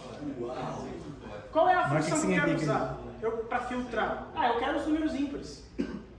E novamente, ignore esse ruído aqui, esse arroba integer, porque eu quero fugir de mais polimorfismo hoje. Então, é uma função que vai pegar um integer e devolver um bool. Caso de uso, tem um filter, tem a minha função, meu predicado, e tem uma lista de A. Eu vou receber outra lista de A dos que passaram o filtro. Tudo bem? Alguma dúvida sobre o map ou filter?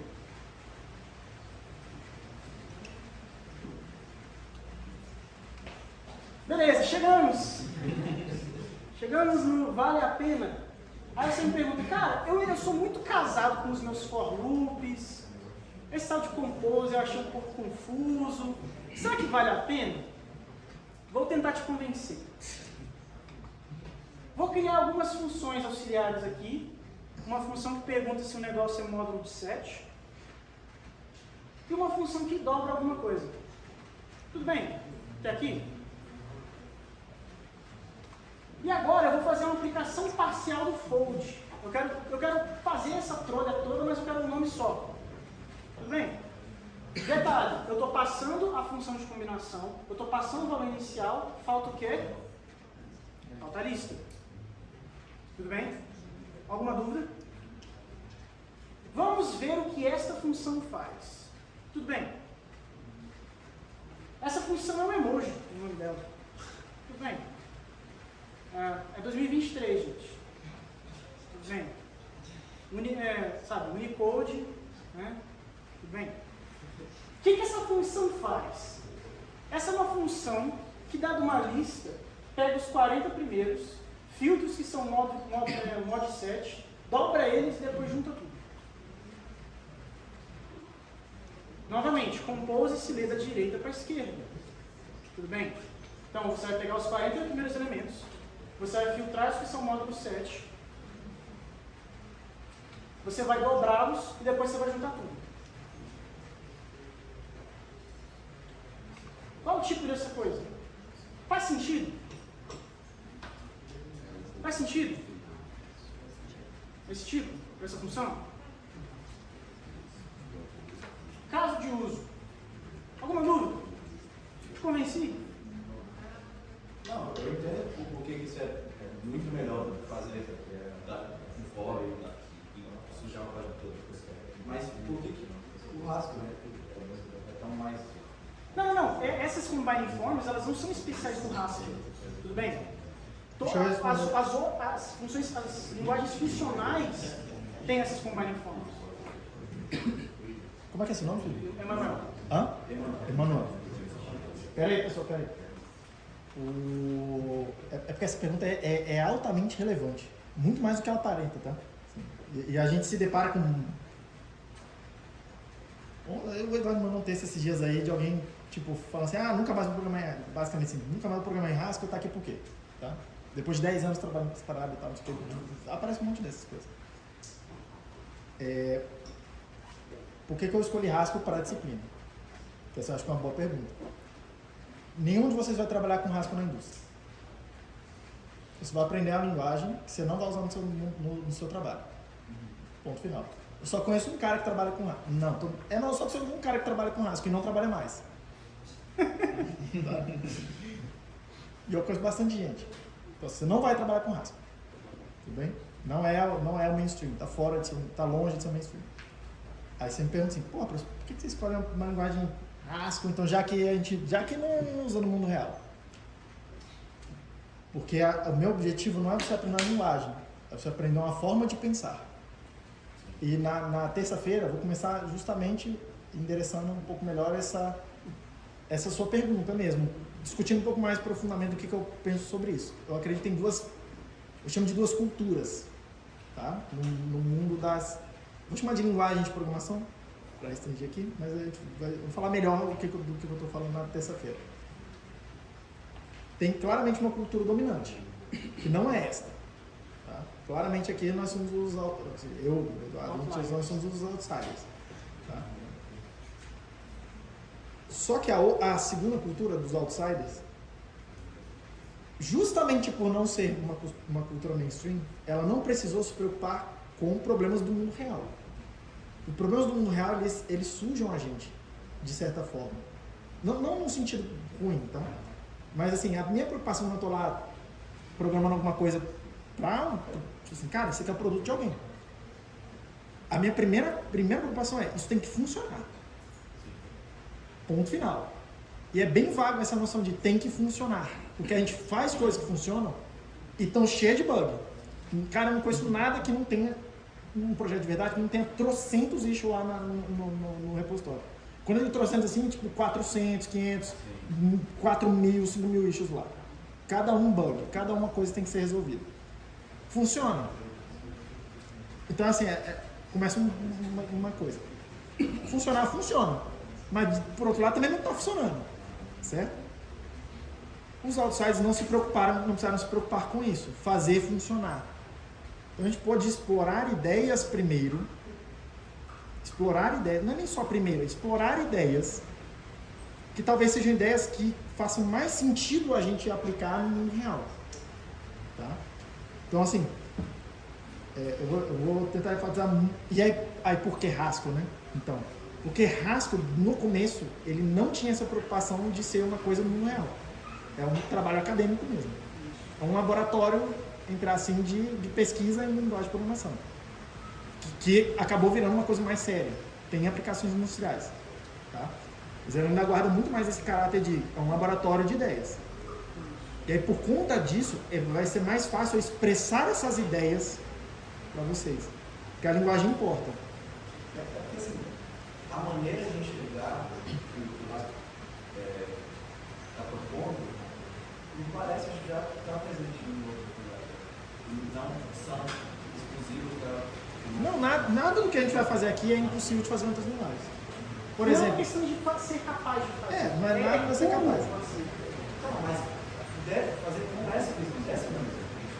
Então, se você me pergunta, tem como você, numa linguagem interativa, como é que você vai expressar a ideia de compor em linguagem interativa? Pragmaticamente, esse tipo de ideias você vai obter numa linguagem interativa, tudo bem? Só que não é o destino, é a jornada, entendeu? É como que você expressa chegar lá. Mas você consegue, na unidade operativa, você consegue testar de maneira. Eu não conheço. Calma. Mas fica aqui ainda nas próximas semanas, que na hora que eu começar a calcular programas, você vai começar a olhar e falar assim, porque eu vou te convidar e falar assim, cara, eu vou começar a calcular programas mesmo, eu não vou programar, sair escrevendo coisa, eu vou calcular o programa. É quase que o programa se programa ele mesmo. Tá? Não é. Aí eu vou te convidar, tipo, cara, qual que é a sua linguagem principal? JavaScript. Eu vou te convidar. Cara, calcula isso aqui no JavaScript. Calcula esse programa no JavaScript. Aí você vai começar a olhar e falar assim, cara, não é que não tem como. Para eu conseguir fazer isso aqui no JavaScript tem como? Tem, mas eu preciso eu, programador, me impor uma disciplina. Eu tenho que falar, pra mim mesmo, falar assim, eu tô proibido de fazer isso, de fazer aquilo, de fazer tal. Nesse sentido. Isso. Então, aí o que acontece? Pode ser funcional. Aí por que Haskell? Porque Haskell é uma boa linguagem por ensinar isso pra você. Porque ela força isso pra você. JavaScript não te força. Entendeu? E tem um outro porém. E eu quero evitar essa complexidade. Mas o meu objetivo é, aprende a pensar de um jeito, vai lá na tua linguagem principal, e aí eu quero que você tenha lá ferramentas da cultura mainstream, e eu quero te dar ferramentas da cultura outsider, pra você ser o cara que aqui consegue pegar outras ideias e trazer pra cá, e ser o cara que faz coisas que gente aqui não faz. E Esse é o meu objetivo. Quero destacar mais uma coisa que eu deveria ter dito. Gente, por favor, Haskell é a única linguagem funcional que se preocupa em se policiar em fazer efeitos. Tudo bem? É até um pouco polêmico. Se você for pesquisar na internet, você vai descobrir que não é todo mundo que aprecia essa separação entre dois mundos de maneira na sua cara. Está escrito I/O. Tudo bem? F# não tem, Pokémon não tem, ML não tem. O Sharp é uma linguagem industrial. É realmente utilizada na indústria. Scala é realmente uma linguagem. Tá ligado ao WhatsApp? Scala, a maior parte. Tá? Então, assim, é uma linguagem funcional. E eu acho que você ter esse pensamento da divisão entre o mundo de efeitos e o mundo sem efeitos, isso é extremamente essencial. Então é mais um argumento, além do que ele já falou dos motivos didáticos, para ser Haskell. Mas a gente é fanboy sim, tá? Então a gente vai zoar com outras linguagens. Eu concordo que assim, hoje, a melhor maneira de fazer é desse jeito. Eu concordo. Isso. Mas isso nasceu aqui, aí está sendo incorporado no mainstream. Exatamente. E várias ideias aqui que elas vão começar a fazer mais sentido, tipo, por que tem lambdas no Java? Tem lambda no Python, tem fold no Python, aquele reduce da aula 1, é fold. Por que tem fold? O que eu não estava conseguindo pegar era a ideia de que aqui você é obrigado. Sim. Mais ou menos obrigado, mais ou menos. Mas aí é o meu segundo objetivo, tá? Que é o seguinte, por exemplo, e aí bem pragmático, C++ tem funções anônimas? Tem. JavaScript, Python, todas elas têm. Foi aparecer nelas nos anos 2000 e muito já. São coisas mais ou menos recentes, tá? Essa ideia de funções anônimas é anterior a Haskell, inclusive. Emel, Miranda, que é de onde veio essas coisas aqui, já tinha, tá? Lisp, que é a primeira funcional, que é dos anos 60, já tinha esse conceito. Aí, o que vai ser o meu objetivo?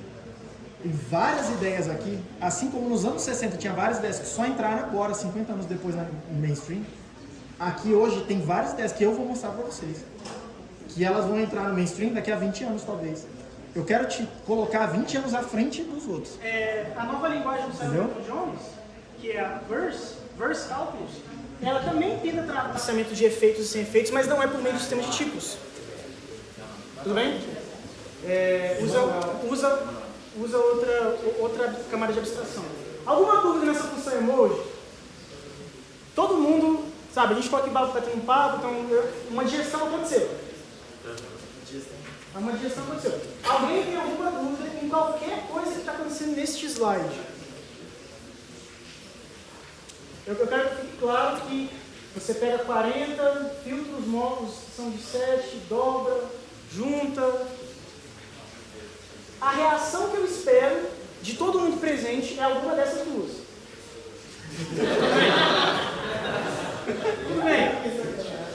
A reação que eu espero depois de Combining Forms é ou você vê potencial ou você está muito assustado. Entendeu? Tudo bem?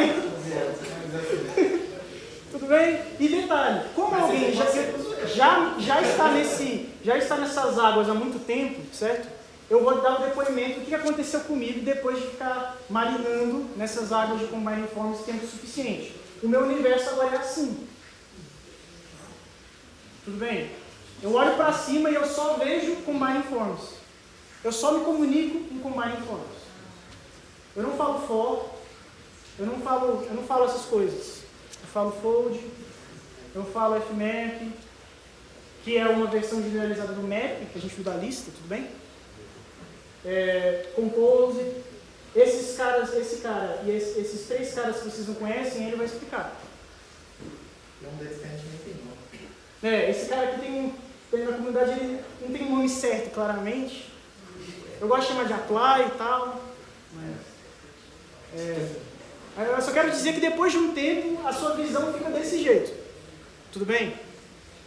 E a parte boa é que, como eu falei para o Emanuel, todo mundo que é funcional aprova as Combine Forms. A I.O. é uma coisa de Haskell, tudo bem? É uma coisa específica, é polêmico. Você vai achar blog post de gente tacando pau. Tudo bem? Porque ele gera umas inconveniências. Eu não vou listá-las, mas ele vai. Tem inconveniências em separar os dois mundos.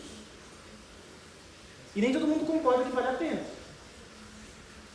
Mas, em relação aos Combine Forms, todo mundo entende esse vocabulário. Você está falando com alguém de, sei lá, qualquer coisa, Lisps, F-Sharps, OCamls, todo mundo, se falar fold, todo mundo vai saber o que você está dizendo. Tudo bem? Bom, a parte legal acabou. Então, eu vou agora falar sobre a parte de ferramentas. Tudo bem? Que era, em tese, que vocês iriam usar para começar a fazer as listas. A lista, no caso. Então, vou falar do povo do compilador. GHC significa isso aqui. Rapidão, só para ver o que tem depois disso. É só isso aqui. Esse aqui é o compilador principal do Haskell, tudo bem? Deixa eu dar uma recado aqui antes, porque vai começar a sair um monte de gente. Eu consegui resolver, eu mandei uma mensagem no Discord, falando assim, alguns alunos aqui, vem aqui falar comigo. Eu falo, já consegui resolver o problema. É um compilador que já tem o seu tempo, ele é cross-platform, funciona em diversas plataformas diferentes. E ele permite um negócio que eu queria destacar, que eu acho bastante interessante, porque isso aqui está ficando muito em caso de Jesus, né, chamado Literate Programming, que é o ato de você ter a sua documentação e o seu código em arquivo só. Certo? Eu experimentei isso aqui, o meu TCC foi feito no Literate Programming. Isso significa que o meu texto no LaTeX estava escrito e o código que aparece no PDF é o código que vai ser compilado. Deixa eu melhorar, porque eu acho que eu vou anotar para ti. O código LaTeX dele é um código válido Haskell. Isso. Eu dou para ele, eu dou o mesmo arquivo fonte para o LaTeX, ele faz um PDF, no TCC dele. A gente pega o mesmo código, o mesmo arquivo de texto, taca no compilador do Haskell, sai o programa em Haskell. Isso. A ideia é que você faça a documentação e o programa de uma coisa só. Não são todos os compiladores que suportam essa feature. Tudo bem? A geração deles. É um projeto open source, então se você quiser gastar o seu fim de semana resolvendo alguma issue, fique à vontade.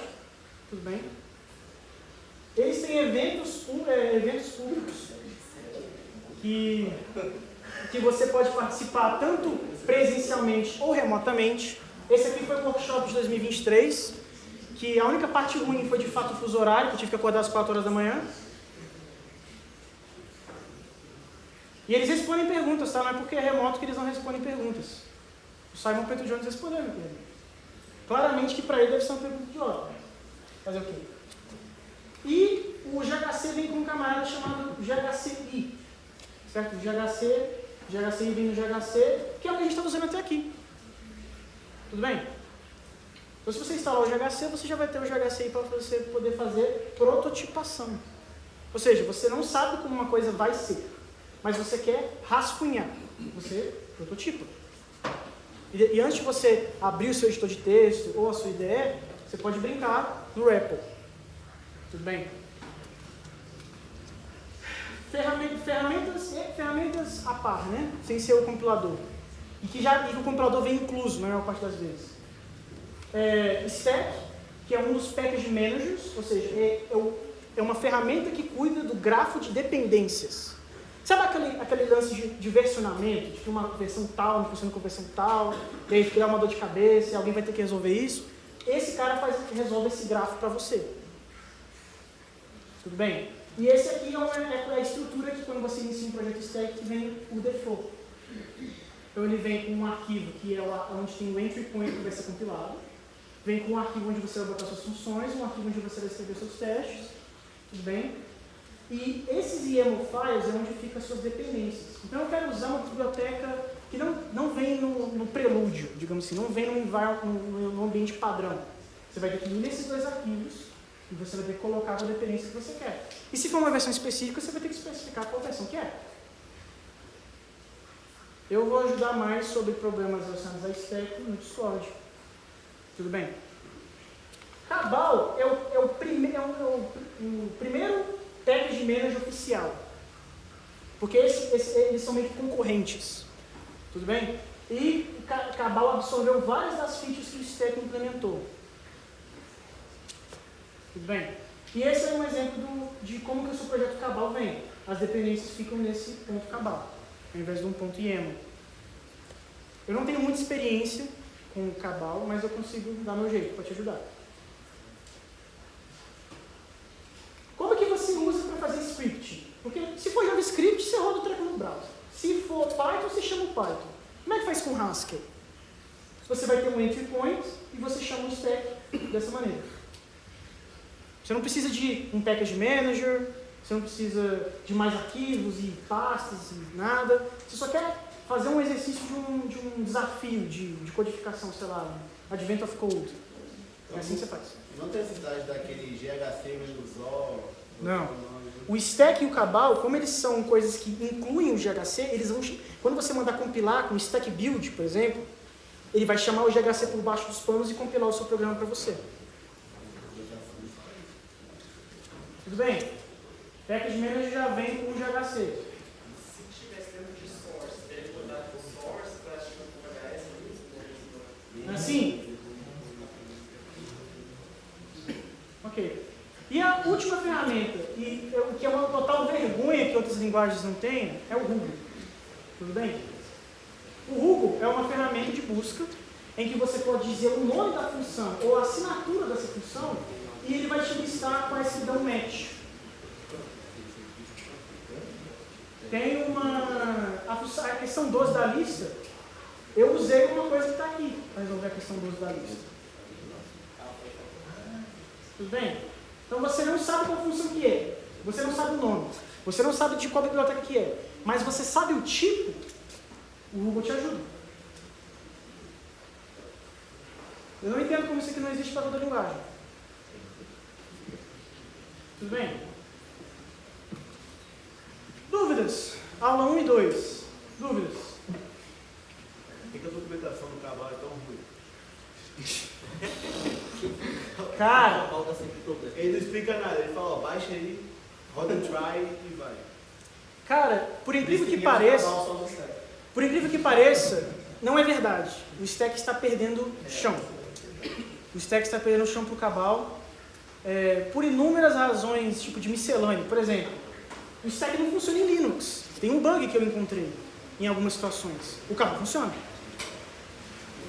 E aí como é que você faz?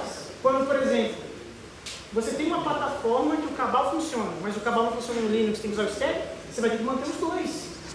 Você vai ter que arrumar um jeito de manter a configuração simultânea em dois package managers. E eu presenciei alguém que fez isso do zero. Demorou meses para essa pessoa terminar. Para criar um processo automático em que adiciona uma dependência em um, adiciona dependência nos dois. Eu vi na vida real, ok? Esse cara fez isso durante meses, foi meu colega de trabalho. E eram 100 mil linhas de Haskell, certo? Com muitas dependências. Ismael. Sabe o número?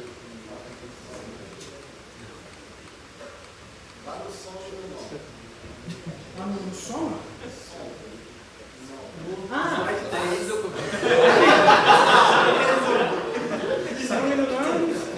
Todo mundo entendeu? Volta ou não? Depois de 6 nós, né?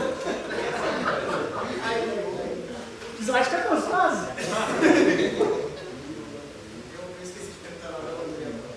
Por que apareceu o som? Por que apareceu o som aonde? No resultado. Aqui? Porque o resultado que essa função edLastName me devolveu é esse caso aqui. O som dele não é uma palavra-chave? Não, é uma palavra de letra maiúscula da minha escolha.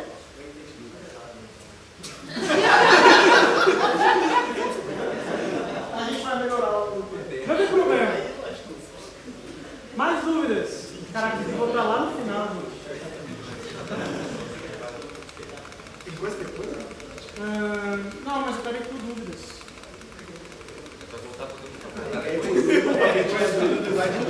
Se alguém quiser que eu volte, eu volto. Então, mas slide 15. Mais dúvidas? Sobre qualquer coisa da aula 1 e da aula 2. Bom, próxima aula, Edil, certo? Ele vai falar de cálculo lambda. Ele vai falar do funcionamento teórico de tudo isso que eu falei. De tudo isso que eu falei. Alguma dúvida? Final?